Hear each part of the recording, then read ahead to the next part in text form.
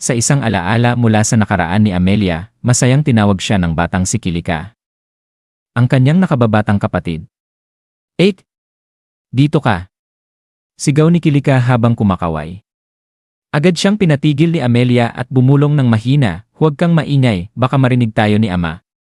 Ngunit mapilit si Kilika at ipinakita ang hawak niyang lumang pergamino. Maingat niya itong binuksan, at sa kanilang gulat, nakita nila ang larawan ng dalawang babaeng elf na magkamukhang magkamukha sa kanila, isa na may mahabang puting buhok at pulang mga mata, at isa pa na may gintong buhok at berdeng mga mata.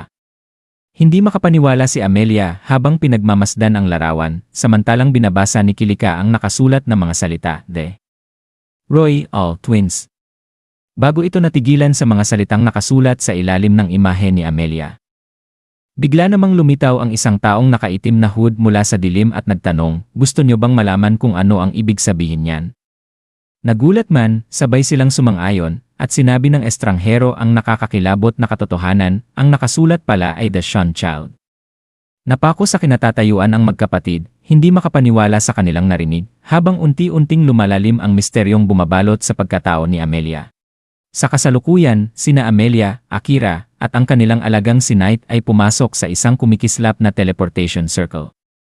Pagkatapos ng ilang sandali, natagpuan nila ang kanilang mga sarili sa gitna ng isang malawak na kabubatan, ang tahanan ng mga elf, ang tinatawag na dakilang gubat. Nagulat si Akira at agad na nagtanong kung nasaan sila. Nang mapagtanto ni Amelia kung saan sila napunta, nanlamig siya at nanginginig ang tinig. "Hindi maaari. Bakit tayo nandito?" Bulong niya na puno ng pangamba. Tumingala si Knight at nakita ang banal na puno, ang sagradong puno ng mga elf, at kinumpirma niyang sila nga ay nasa teritoryo ng mga ito. Tinanong ni Knight kung baka sa kaibuturan ng puso ni Amelia ay gusto niya talagang makabalik. Ngunit mariing itinanggi ni Amelia. "Hindi. Ang tanging ninanais ko lang ay makasama si Akira sa paglalakbay," anya habang nanginginig ang boses. "Ayokong bumalik sa lugar na ito." Biglang napahinto si Akira, naramdaman niya ang panganib. "Mag-ingat!" Sigaw niya sabay hatak kay Amelia. Sa isang iglap, isang palaso ang bumaon sa lupa kung saan siya nakatayo kanina.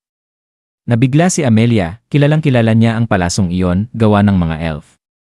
Bago pa man sila makapag-react, isa pang pag-atake ang paparating. Agad tumakbo si Akira pasulong, hinugot ang kanyang espada, at sa isang mabilis na galaw ay naibagsak niya ang kalaban at tinutukan ito ng espada sa leg.